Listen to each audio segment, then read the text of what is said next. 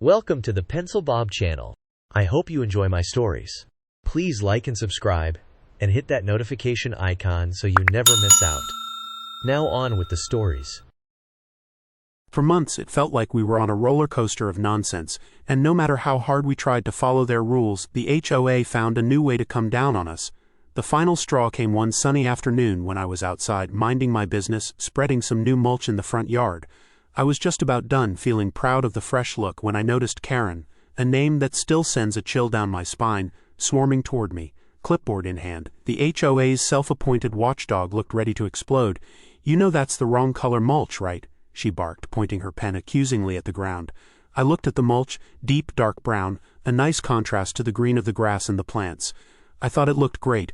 "What do you mean, wrong color?" I asked, genuinely confused. "It's supposed to be red," Karen replied with a huff, tapping her clipboard. "The HOA regulations clearly state that all mulch visible from the street must be red cedar. This," she waved her pen dramatically, "is not red cedar." I stared at her for a moment, utterly dumbfounded. "You've got to be kidding me. You're really going to fine me over mulch?" "It's not about the fine," she said in a tone that suggested it was very much about the fine. "It's about maintaining the aesthetic of the neighborhood." "Well, I'm not changing it," I said flatly. "It's mulch. No one cares." Karen narrowed her eyes at me. "You'll be receiving a violation notice in the mail, and if you don't comply within 10 days you'll be fined." And with that she marched off, clipboard clutched like a weapon of mass destruction. I stood there, fuming. How could anyone care so much about something as trivial as mulch? But that's how it was with the HOA.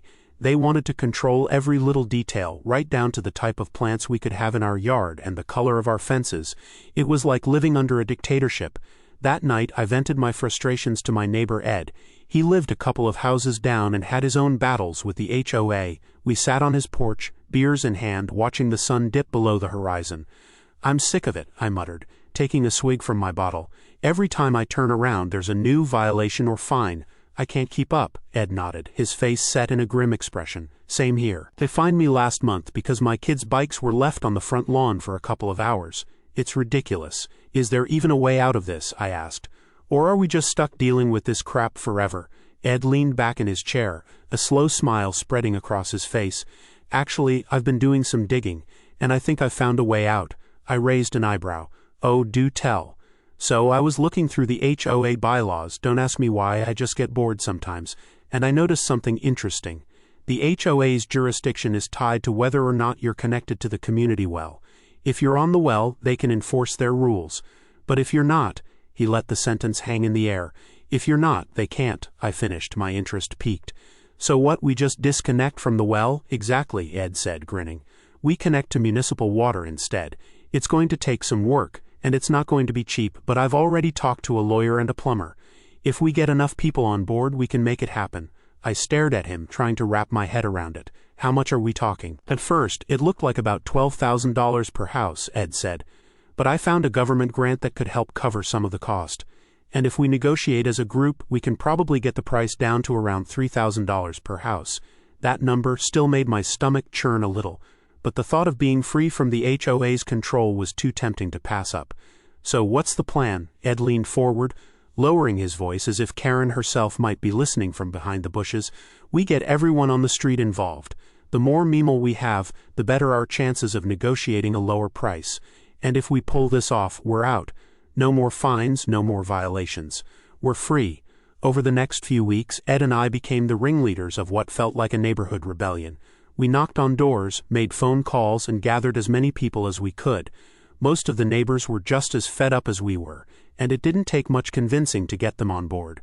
There were a few holdouts, of course, people who didn't want to spend the money or didn't think it was worth the hassle. But for the most part, the response was overwhelmingly positive. We organized meetings in Ed's garage, mapping out our strategy and discussing the logistics of disconnecting from the well.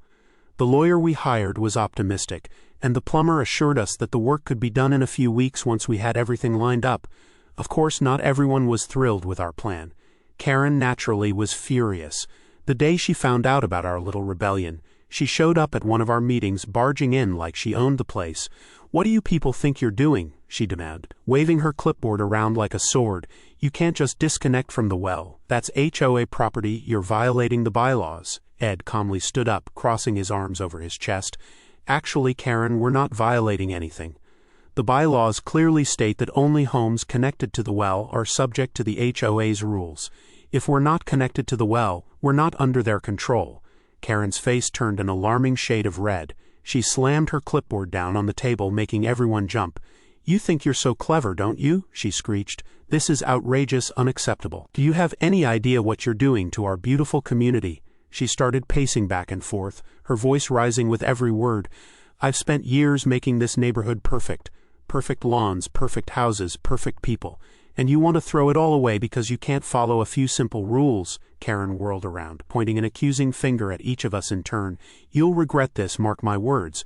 Without the HOA, this place will turn into a trashy trailer park faster than you can blink. You'll have cars on blocks in every driveway, weeds taller than your children, and God forbid, pink flamingos on every lawn." Her tirade continued, growing more hysterical by the second.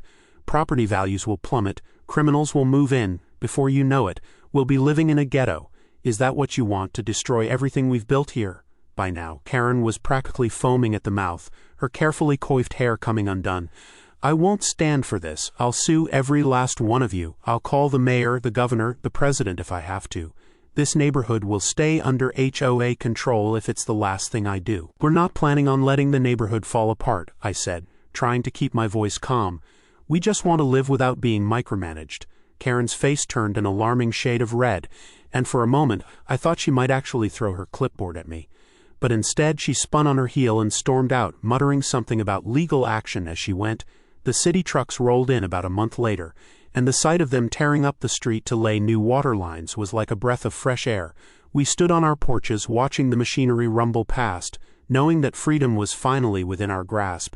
As the work progressed, other streets on the edge of the HOA's jurisdiction started getting ideas.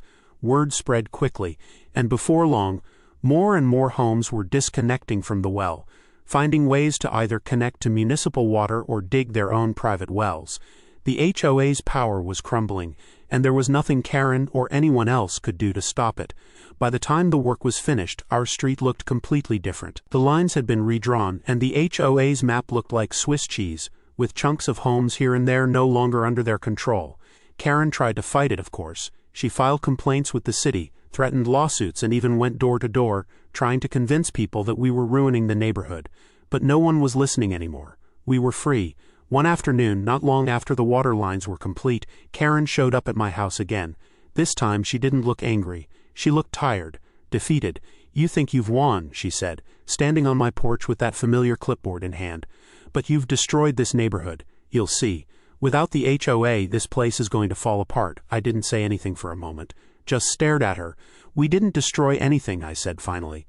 "We just wanted to live without being constantly harassed. That's not too much to ask." Karen's face contorted with rage. "You ungrateful little," she sputtered, her knuckles turning white as she gripped her clipboard. Suddenly, she lunged forward, swinging the clipboard at my head. I ducked just in time, feeling the whoosh of air as it sailed past my ear. "Karen, stop," I yelled, backing away, but she was beyond reason now, her eyes wild with fury. She came at me again, this time with her fists. I managed to grab her wrist, trying to hold her off without hurting her. "Someone call the police," I shouted, hoping my neighbors would hear. Karen was screaming incoherently now, a mix of threats and insults. She managed to wrench one hand free and slapped me hard across the face. The sting of it shocked me and I stumbled backward. Just then I heard sirens in the distance. My next-door neighbor Bill came running up. "I called the cops," he panted. "What the hell is going on?" Karen whirled on Bill, her clipboard raised like a weapon. "You're all traitors," she shrieked. "This was a beautiful community until you ruined it." The police car screeched to a halt in front of my house. 2 officers jumped out, quickly assessing the situation. "Ma'am, put down the clipboard and step away," one of them ordered. For a moment, I thought Karen might actually attack the cops. But then, as if all the fight suddenly drained out of her, she dropped the clipboard and sank to her knees, sobbing.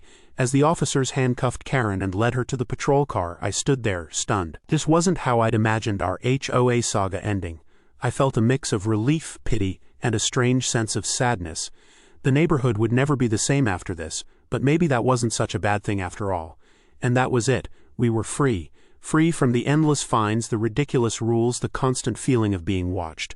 We had taken control of our lives, and in the process, we had weakened the HOA's grip on the entire neighborhood. The change was immediate.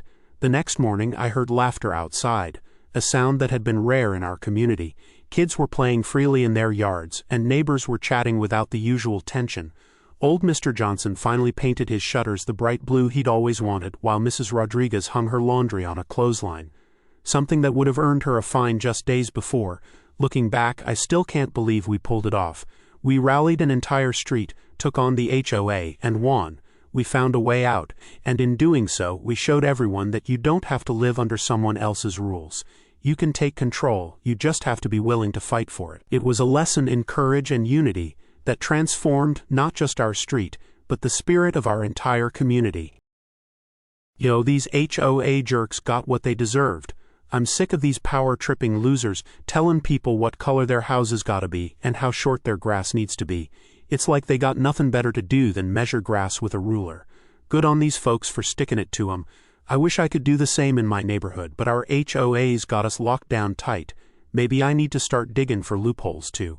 Anyone know a good lawyer who hates HOAs as much as I do? Seriously though, this story's got me fired up.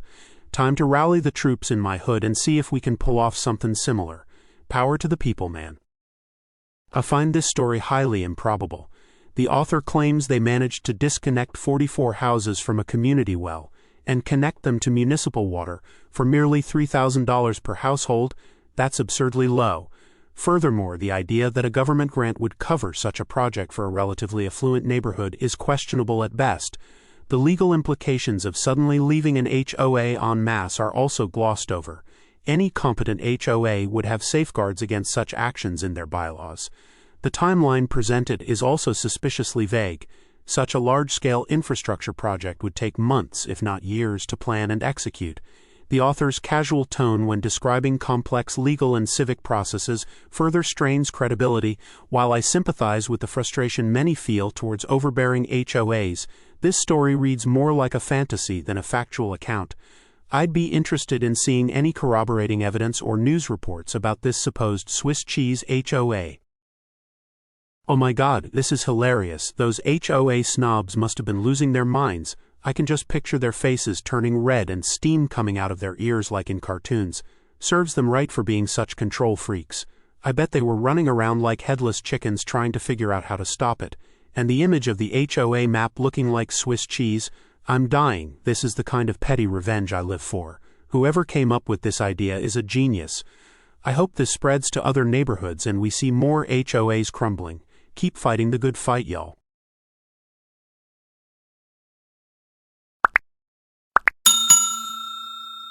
I would like to thank you for watching the video to the end. To encourage us to make more videos, please like, subscribe, comment, as well as share. Check out this other video if you haven't already.